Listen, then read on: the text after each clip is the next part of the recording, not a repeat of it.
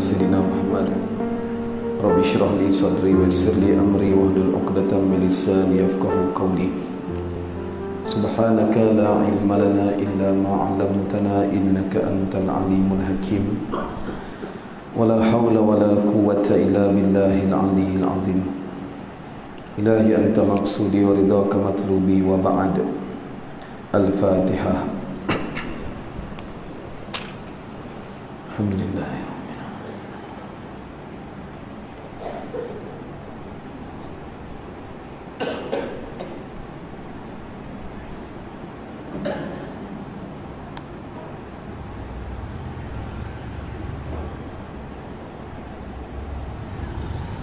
Soal 5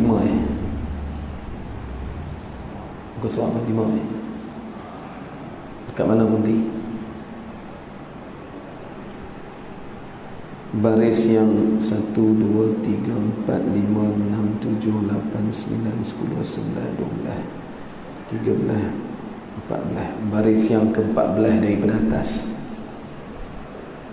Dalam kurungan kemudian tak kala wa qala musannif atau mualliful kitab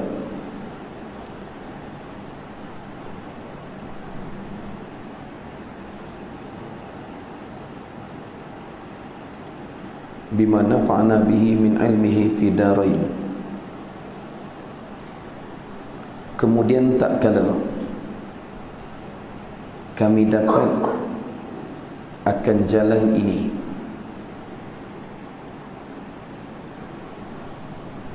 kemudian tak kala kami dapat akan jalan ini dengan sifat ini, maka kami tilik.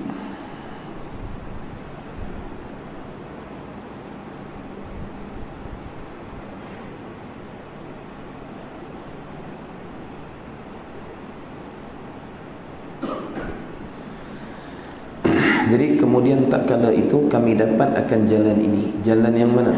Iaitu yang disebut pada sebelum tu, iaitu jalan ma'rifah. Perjalanan orang-orang yang Allah pilih.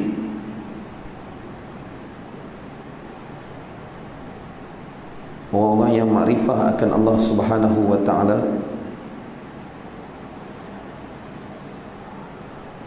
yang kasih akan Allah Subhanahu wa ta'ala, yang takarrub. Takarrub ini maknanya yang sentiasa berdampingan, berusaha mendekatkan diri dengan Allah Subhanahu wa ta'ala.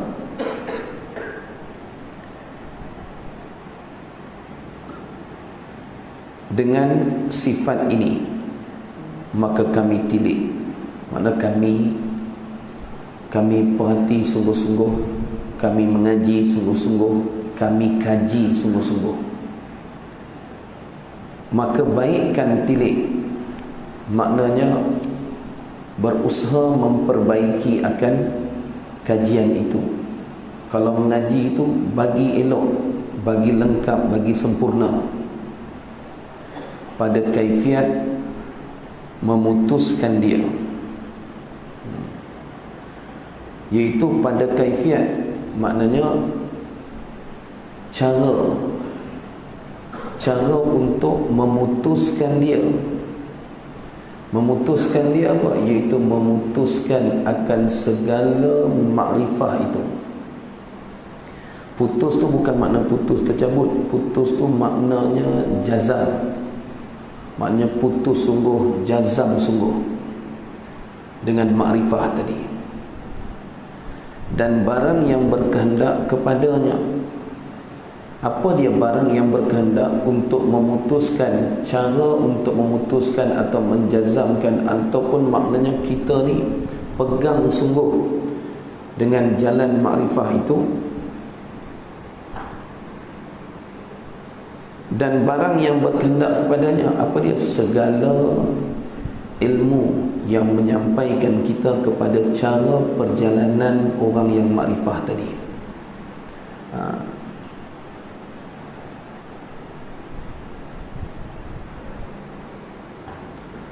Barang yang berkehendak kepadanya oleh hamba Apa dia segala barang yang berkehendak olehnya hamba itu, oleh hamba tadi? Daripada bekal, iaitu bekalan. Kena ada bekal dia, ya, kena ada bekal untuk capai jalan makrifah tadi.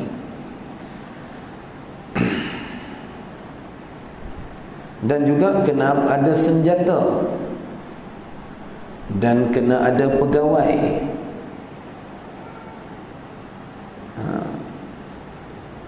Kena ada bekal dan senjata dan pegawai. Ini perumpamaan, dia kata benda yang kena ada untuk mencapai cara bagi mendapatkan cara perjalanan orang makrifah tadi. Dia umpamakan, dia misalkan, kena keperluan tu kena ada. Apa dia yang berhajat untuk mencapai kepada perjalanan makrifah tadi? Dia kena ada bekalan dia, kena ada senjata dia, kena ada pegawai dia. Dan tipu daya daripada ilmu dan amal. Kena tahu apakah tipu daya daripada ilmu dan amal itu. Sebab orang yang dalam perjalanan makrifah itu, dia akan datang dua ilham. Ilham yang pertama, ilham yang hak, ilham yang benar. Ilham yang kedua adalah ilham yang batil, yang sesat. Maka ilham yang hak itu akan kita capai apabila orang yang dalam perjalanan makrifah tadi, dia meletakkan ukuran makrifah itu dengan syariat. Kayu pengukurnya syariat. Dan ilham yang batil, bila dia meninggalkan syariat, tu yang kecoh pasal sampai makrifat tak semayang. Kecoh sekarang ni kan. Sampai makrifat tak semayang. Pasal apa? Ilham yang batil. Kerana kayu pengukurnya bukan syariat. Dia yang kononnya tadi, yang dia duk sembang dalam media sosial, kata sampai makrifat. Orang yang faham, orang tak faham apa yang dia faham. Sembahyang, siapa nak sembahyang, sembahyanglah. Dia kata, saya tak nafikan Rasulullah sembahyang, saya tahu. Tapi kena tengok balik. Dia pun baca ayat Quran. Pasal apa? Pasal Nabi Ibrahim punya sembahyang. Kita nak bagi tahu dekat dia bahawa apabila datangnya Rasulullah SAW itu kepada umat, maka terbatalnya segala syariat Nabi-Nabi yang lain. Yang kekal hanya tauhid. Daripada Nabi Adam AS sampai Nabi Muhammad SAW, semuanya tauhid yang sama, mengesakan Allah. Tapi syariatnya berbeza. Kalau nak pakai alasan kononnya Nabi Ibrahim pun semayang, dia tanya orang ramai balik, tuan-tuan tahu ke semayang Nabi Ibrahim lagu mana? Kalau nak pakai syariat Nabi lain, pakai semua. Pakai syariat Nabi Musa juga. Taubat Nabi Musa, syariat Nabi Musa, umat Nabi Musa nak bertaubat. Macam mana cara taubat dia? Macam mana cara taubat Nabi Musa? Kalaulah hang buat alasan, hang tak semayang lah ni, pasal apa? Pasal tengok yang Nabi Ibrahim punya semayang dulu lagu mana. Pakailah syariat Nabi Musa sekali. Taubat Nabi Musa dan umat Nabi Musa ni taubatnya macam mana?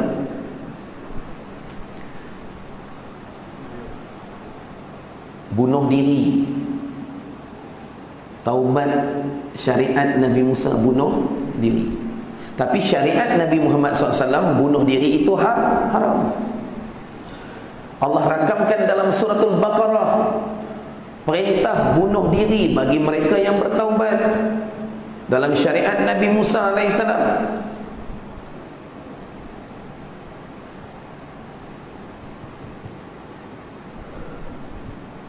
Allah berfirman, faqtulu anfusakum, maka bunuhlah diri-diri kamu.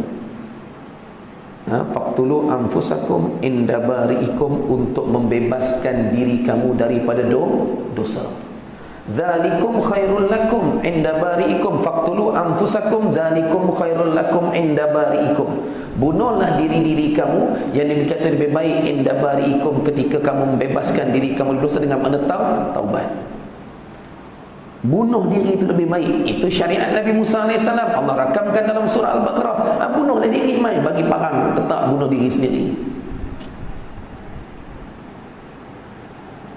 Mana yang mudah bagi dia, dia tolak, dia ambil. Mana yang susah, tolak. Atas alasan makrifat.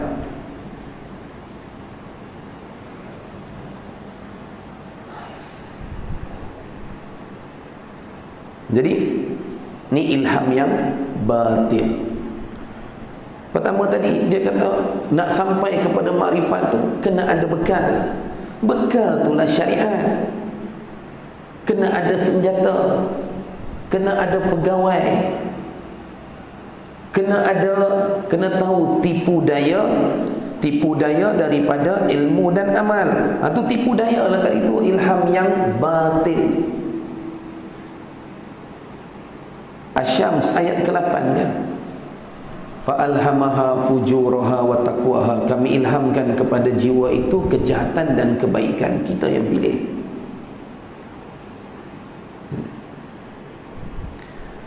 Mudah-mudahan dapat putus akan dia dengan keelokan taufik Allah dalam sejahtera, dan jangan terhenti dan putus di dalam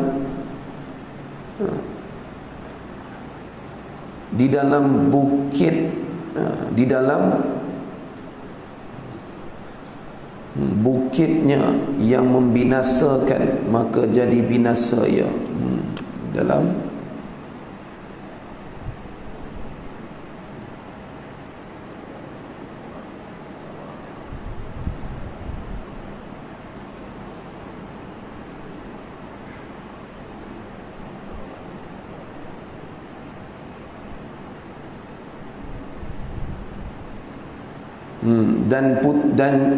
dan jangan terhenti dan putus dalam bukitnya yang membinasakan, maka jadi binasa ia serta orang yang binasa.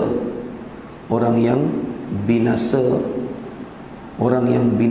kami orang yang binasa, kami berlindung dengan nama Allah daripada demikian itu.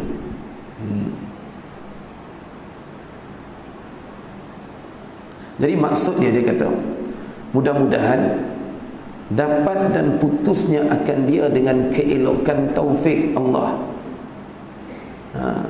Dalam perjalanan tadi, hati-hati tadi dengan tipu daya ilmu dan amal. Mudah-mudahan ada bimbingan daripada Allah Subhanahu wa ta'ala, dan sejahtera, dan jangan terhenti dan putus di dalam bukitnya yang membinasakan. Maksud dia dengan rasa banyaknya ilmu dia tadi, rasa banyaknya ilmu dia yang boleh menjatuhkan dia kepada membinasakan diri dia. Dengan sebab apa? Dengan sebab sangka dan perasan. Sangka dan perasan ni benda yang pertama sekali kita kena binasakan dalam perjalanan orang yang makrifah. Sebab tu kata Imam Al-Ghazali dalam Mukhtasar Ihya Ulumuddin yang diterjemahkan oleh Syekh Sama Al-Falimbani dalam Siyarus Salikin, pada muka surat 10 dia sebut, pada jilid yang kedua, pada juzuk yang ketiga muka surat 10, dia sebut benda pertama orang yang salik. Orang yang salik ni orang yang dalam perjalanan nak mencapai ma'rifatullah.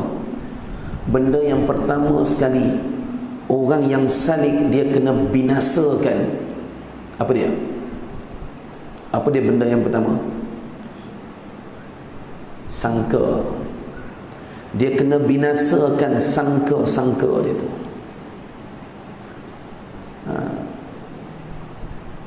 Maka bila dia nak binasakan sangka dia tu, sangka dia yang buat, dia sangka apa yang dia buat hasil pun dia, binasakan sangka tu yang dia sangka kalau tak kerana aku yang tolong hampa, binasakan sangka tu kan. Ini perjalanan orang yang salik, orang yang dalam perjalanan menuju ma'rifatullah. Benda yang paling asas dia kena binasakan sangka dia dulu. Binasa segala sangka. Kita duk sebut, dekat hujung kampung kita ada satu orang hebat. Binasakan sangka tu, yang hebat hanya Allah. Maka binasa sangka itu kita sebut dalam kalimah syahadah la ilaha, tidak ada Tuhan yang lain. Istilahnya nafi. Istilahnya dalam ilmu tauhid dipanggil nafi. Nafi itu rupanya apa dia? Membinasakan segala sangka kita tadi. Hui, hebat betul dia tu. Tak, yang hebat hanya Allah. Binasa sangka tu kan. Menung bulan ni banyak pakai duit ni, anak masuk sekolah ni nak bayar iuran, duit kereta lagi, duit rumah lagi, macam-macam, hutang sana hutang sini. Mengeluh, terlintas, siapalah yang nak tolong aku? Allah ketika tu seolah-olah dia jawab dekat kita. Dia kata apa? Hang buta ke? Selama ni aku yang duk tolong hang, hang tak nampak lagi, duk sangka lagi ni, siapalah nak tolong aku ni? Duk bayang ni, siapa aku nak cari, nak minta tolong ni? Tak tolong Ustaz Sayuti, gaji imam berapa? Nak minta tolong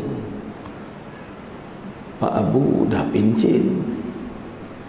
Siapa yang duk nampak muka kaya sikit ni? Tu yang binasakan sangka. Tak ada sangka makhluk ni boleh tolong kita.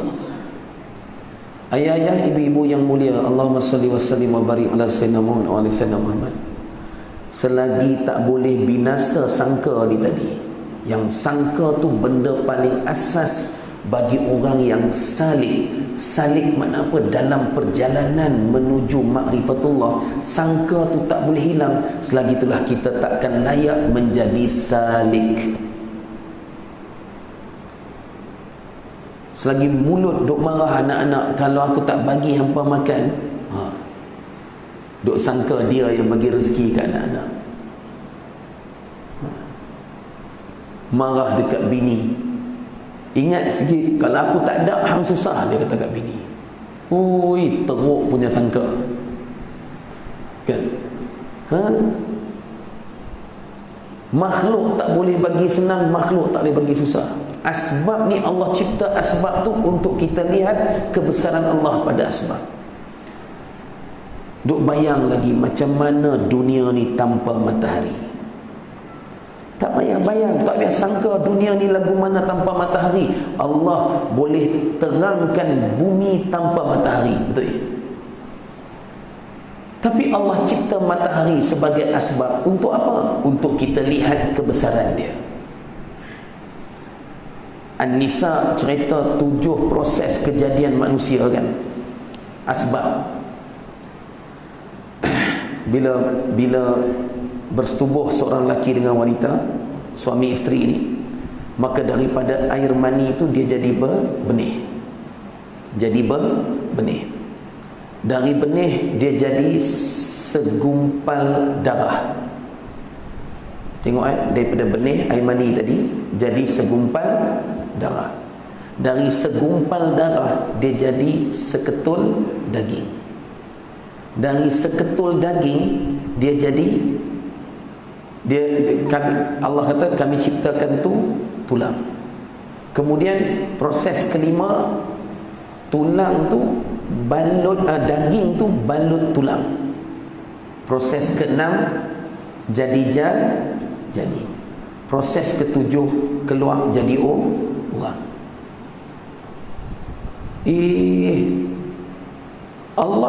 Allah berhajat kepada asbab tu? Tak.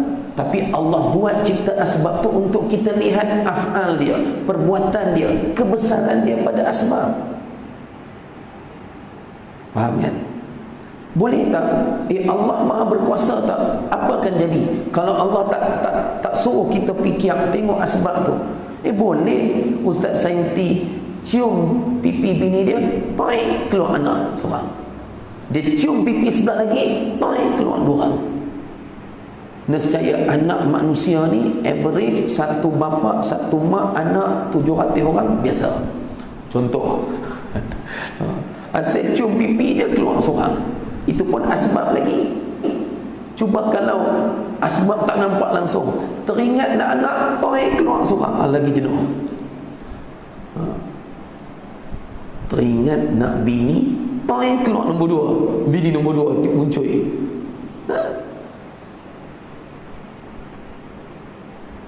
Tapi Allah cipta asbab sebab apa?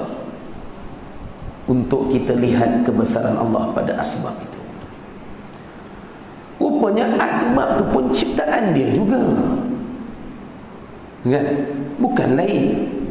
Kita sangka asbab lain, hasil yang Allah putuskan itu lain. Tak, asbab tu pun daripada Allah juga.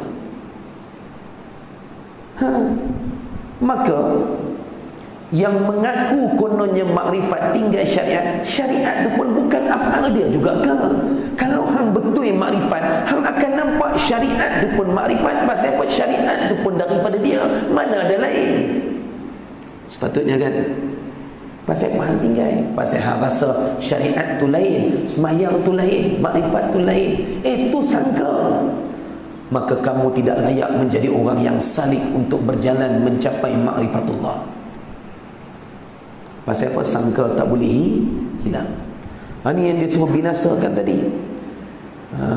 Dan dia kata kami berlindung dengan nama Allah daripada yang demikian itu.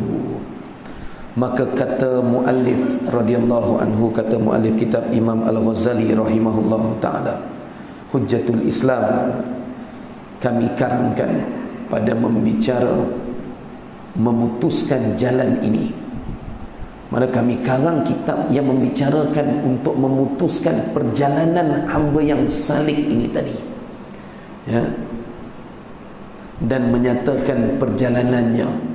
Beberapa kitab seperti Ihya Ulumuddin dan kitab Al-Asrar dan kitab Al-Qurbatu Ilallahi Ta'ala dan lainnya.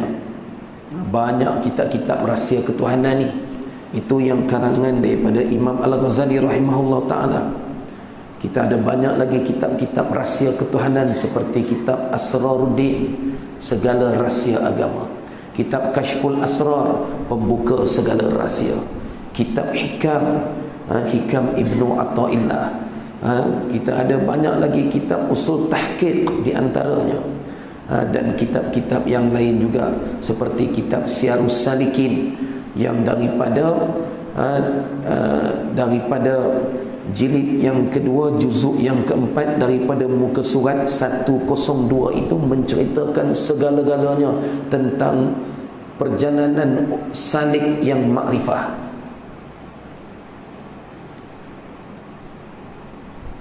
Maka disebut juga dalam kitab Durun Nafis oleh Syekh Ahmad Nafis.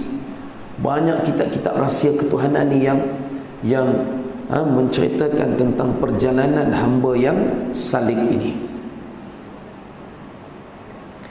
Pada yang demikian itu, yang kitab-kitab itu tadi yang meliputi atas yang halus daripada ulum, itu ilmu-ilmu yang sukar dan payah, atas faham orang yang awam. Yang kitab-kitab tu orang awam susah nak faham, ilmu-ilmu tu orang awam susah nak faham. Tu yang jadi, yang pasal apa jadi sesat larat? Pasal apa jadi sesat larat? Sebab dulu para ulama-ulama dahulu, kalau tok-tok guru pondok dulu nak buka pengajian makrifah, nak ajak kitab-kitab tu pada kami dulu, dia akan pastikan bahawa anak-anak murid dia yang kami ni mengaji semua kitab-kitab syariat ni,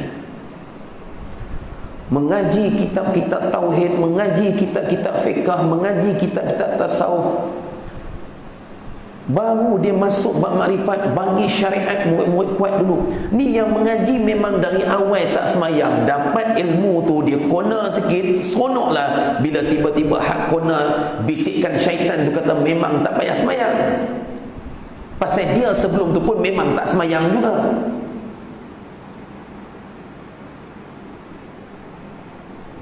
Cari dapat yang mengarut. Dulu saya nak menadah kitab dengan almarhum Tuan Guru Haji Abdul Samad Ibrahim rahimahullahu taala, guru kami seorang sufi. Di masa saya belajar di Ma'had Tarbiyah Islamiah Batu Lapan, Terong, Perak, almarhum adalah merupakan pengasas dan mudir di madrasah itu, di ma'had tersebut, Ma'had Tarbiyah. Saya pada tahun yang pertama saya minta nak mengaji, saya minta dengan beliau nak ambil ijazah zikir la ilaha illallah, nak ambil ijazah sanad zikir la ilallah. Saya ingat lagi, dia tanya dekat saya, dia kata, "Enta sekarang ni ambil periksa apa?" Saya jawab, "Ambil periksa 4 senawi. Tunggu habis periksa 4 senawi baru jumpa ayah balik," dia kata. Setahun habis periksa 4 senawi, saya jumpa dia nak ambil ijazah sanad la ilallah dan ijazah tarikat yang dia ada pada ketika itu, almarhum ada. Saya jumpa dia, kata, "Ayah janji dulu lepas 4 senawi, tahun ni ambil periksa apa?" dia tanya. "Nak ambil SPM." "Tunggu habis SPM baru jumpa ayah."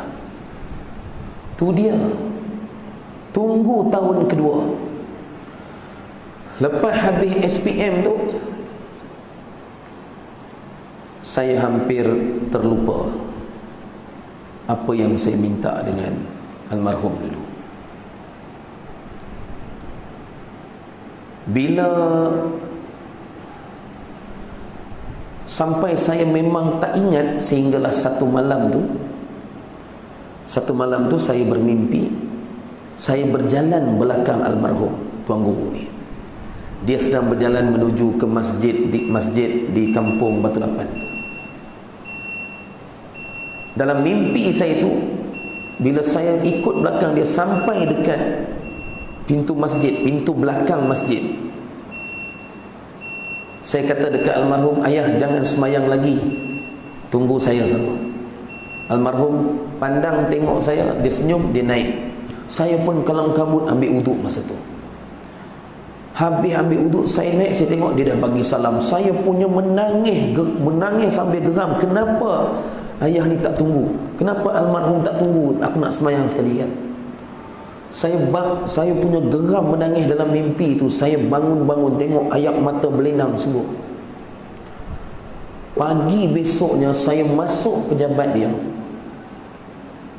Saya kata, "Kalau ayah tak nak bagi apa yang saya minta, saya tak mau keluar pejabat tu." Dia pun kata dekat saya, "Esok kita mula mengaji kitab Risalatul Mu'awanah wal Muzaharah, sebuah kitab tasawuf karangan Syekh Abdullah Alawi Al-Haddad rahimahullah ta'ala." Dia kata, "Bawa kalau ada kawan-kawan nak mengaji sekali." Saya pun kumpullah kawan-kawan siapa yang nak mengaji kitab Risalatul Mu'awanah itu. Lepas asar tu, lepas solat asar, almarhum dah tunggu dah dekat masjid. Kami pun menadah kitab dengan dia. Almarhum ni dia mengajak slow, suara dia pelan. Mengajak pula bukan pakai mikrofon. Mengaji lepas asar ni, dia bersandar dekat tepi dinding macam tu, dia bersandar, pakat berkumpul dekat dia, bukan duduk depan lagu ni, pakat berkumpul dekat dia. Maka makin hari demi hari pengajian tu, kuliah tu makin tak ada orang. Akhirnya tinggal saya seorang.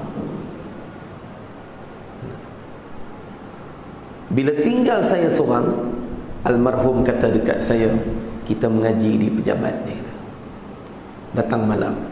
Saya pun datang malam. Start mengaji dari pukul 9 tu, biasanya akan habis dalam pukul 3 atau 4 pagi. Saya seorang-seorang menadah dengan almarhum. Ni baru menadah kitab yang kita minta ijazah sanad zikir la ilaha illallah tadi, minta ijazah tarikat tadi, tak dapat-dapat lagi ni.